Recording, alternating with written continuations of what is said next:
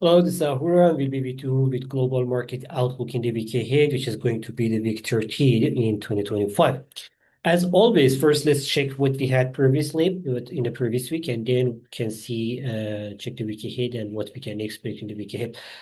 Previous week, the most important data on the market focus was on U.S. inflation. We had the European inflation as well, but U.S. inflation was the most important data to watch, where we saw core inflation increased to 2.9% from 2.8%. It was slightly higher than the previous month, but 0.1% lower than the market expectations of 3%. On the monthly base, core inflation increased by 0.2%. Again, more than previous week, but slightly lower than 0.3% market expectations. On a headline front, while on the monthly basis, headline inflation, the monthly inflation increased by 0.2%, 0.3% in line with market expectations. On the annual scale, headline inflation increased from 2.4% to 2.7%, slightly higher than 2.6% market expectations.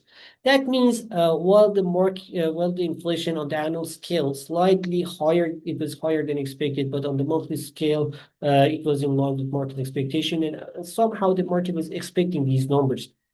But still, even thought it's not the Federal Reserve for inflation data, and where it's not. I mean, because that Federal Reserve, the Fed is talking about the consumer inflation or the inflation. They were talking about the PC price index and core PC price index, but still the CPI and core CPI also, they are very important to watch. So these numbers generally say that inflation is still sticky. So that supported somehow the idea of higher or stronger US dollar against other currencies.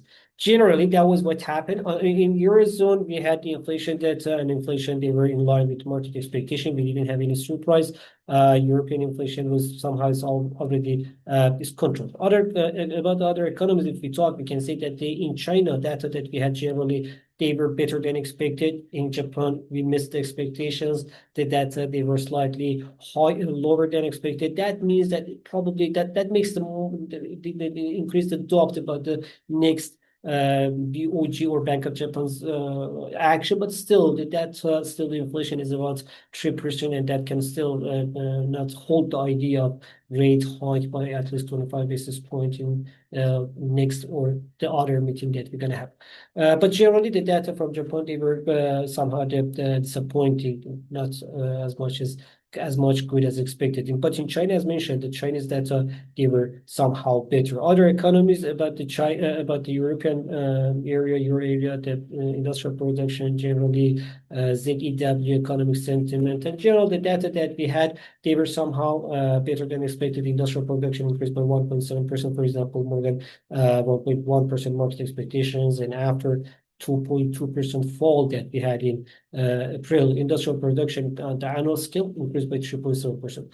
So generally, as mentioned, the data, they were somehow in Eurozone, we had somehow the positive.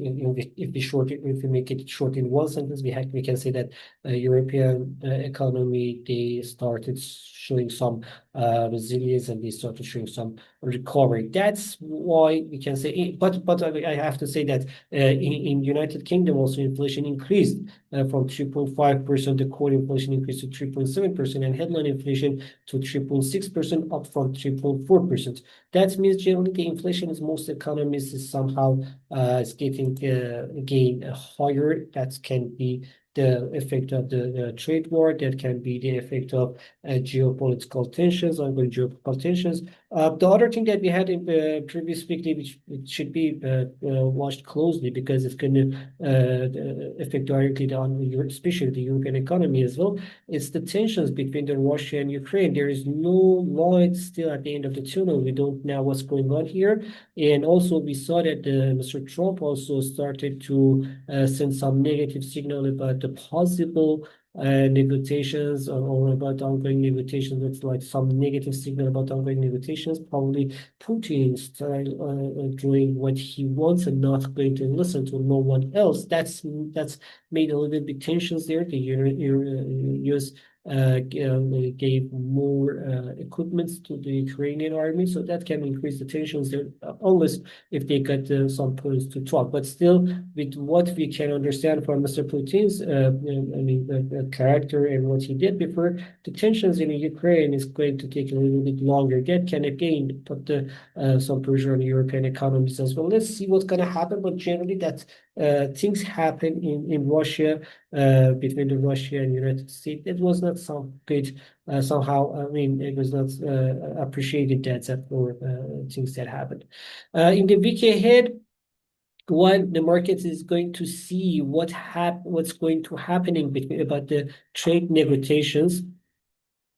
The trade negotiation is going to be very important because, as we know, the next tariff is going to be applied from August 1st for most of economies, and from August 11th for China probably.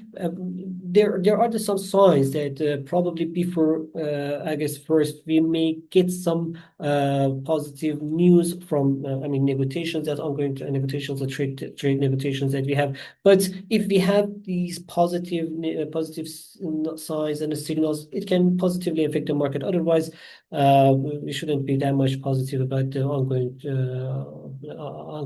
ongoing bull run in the markets. The other thing that I have to mention about what we have to expect. Let's talk about that on the charts.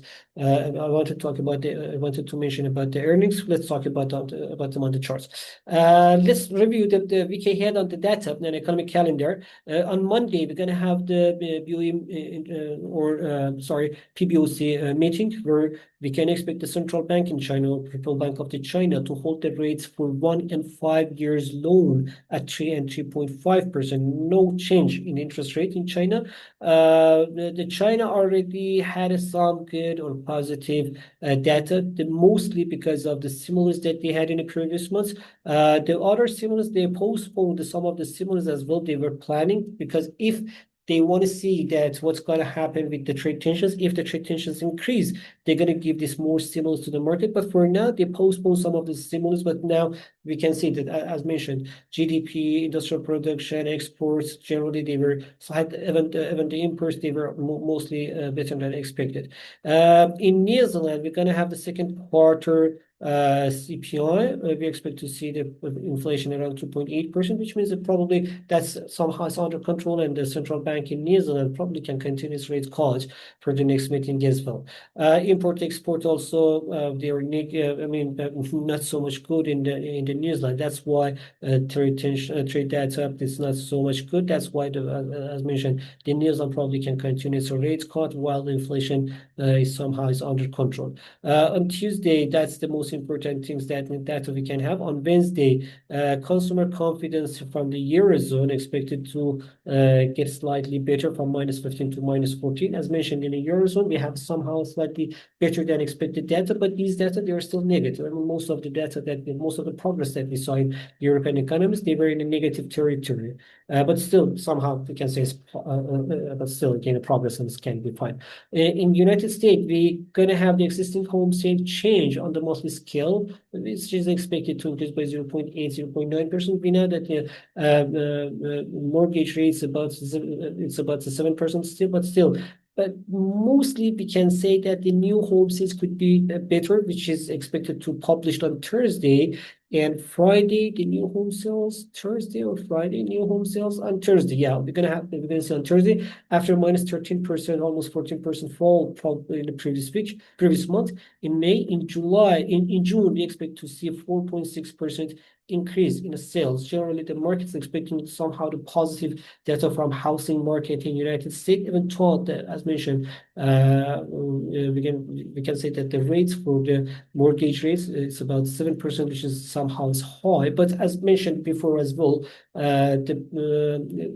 for the new home sales, the sellers, they are providing some good options that can support the interest, make interest in the buyers. So that can somehow move the markets. At the same time, risk in other markets, or saves, the profit saving, or the taking a profit from the stock markets, can move somehow the money, also the cash also through stock markets here in United States as well. So, but generally, what we have to see, we have to wait and see. We have to wait and see what's going to happen. But generally, what we expect is somehow the positive data. S&P also going to publish its PMI numbers for both composite and manufacturing sectors, both expected to increase slightly higher, above 50%, above 50 level expansions levels, which means that the U.S. economy is still resilient and can continue its way forward. We are generally positive about the U.S. economy and the data that which we're gonna have. It's somehow, so I have to say, it's a week before Fed meeting as well. On Thursday, but the central bank meeting in Europe is the most important data that we have to watch and follow it. ECB expected to hold the rates for the different loans from 2 to 2.5%, the range of between 2 and 2.5%. The main reason is because that the European economy is facing still the problem, but at the same time, they had some progress. At the same time, inflation is around 2% ECB target. So there is no force for now to cut the rates further. That's why, and also there is a difference between now the spread between the ECB's interest rate and BOE and Fed is getting higher. It's getting bigger, which can put the pressure on the euro against other currencies. That's why European Central Bank most probably can hold the rates at these levels. There's a more chance to hold the rates around between 2 and 2.5% to see what's going on in the market before making any new decision. That's area that we are expecting to see the interest rates for at least the short term before making any decision. That can be the ECB our expectation from the ECB. On Friday, we have the GF consumer confidence number from UK, where we expect to see slightly negative, falling from -18 to -20, which means that the British economy is still under pressure. Even though the retail sale expected to slightly increase from -2.5% to 1.2% on the monthly scale. And show some recovery, but still the data, they are so weak. That's also, I have to say, that's a nominal number. It's not discounted by inflation as well, but still this somehow it's like generally the weak number. We can say it's a weak number. So that can lead the central bank in the United Kingdom to cut the rates by another 25 basis points in its next meeting. There's a more chance. Even though the previous week's data showed that inflation increased to 3.6%, but still economy is moving so slow, and that can increase the chance of rate cuts. Durable goods orders in United States also is another data that on Friday we have to watch it closely. We know that durable goods are the goods, the kind of the goods that the people they spend money for them after they are somehow confident about their current necessary things. So what we can see there is the 0.2% fall after increasing by 0.5% of the durable goods orders, excluding transportation. The thing is that previous month we had very good orders for the aircrafts that increased the general durable goods orders indicator to plus 16.4%. And in this month, as we have much lower and less orders for the aircrafts and airlines and the airplanes, that can lower the overall headline or our headline durable goods orders index. So that's why we expect to see minus or falling by 11%. But as mentioned, but again, excluding the transportation, also expected to see a negative number, which means that for now, somehow after we know that before applying the trade tensions and the tariffs, so many clients they got their orders earlier. That can be somehow the effect of that, because the clients already they ordered what they wanted in the previous months, and the previous month it's increased by 0.5%. That's why, and months before that also was a positive. That's why probably that can be the effect of buying of the products before any tariffs impact. So that's why these numbers are somehow expected to see the negative numbers here. But generally for the second quarter, we are on the bigger picture in the quarterly basis, we are positive about the orders and the retail sales as well in the United States. Let's go and see the charts and see based on these data and numbers what we can expect from the charts. As mentioned previous week, US dollar index after falling towards 96 mark had some recovery because the market saw before any technically also we need this recovery because it was oversold already and market wouldn't expect so fast falling. I mean, even if thought economically it can fall further, but still the market cannot expect to see the dollar index around 96. It's just like a few months after 110 that they saw. So that's why the dollar index generally emotionally as well, but at the same time by the economic data as well, because we had strong economic data and resilience economic movement in the United States. These numbers had a recovery, this dollar index had a recovery. Now it's trading around 98.20, but generally we are positive.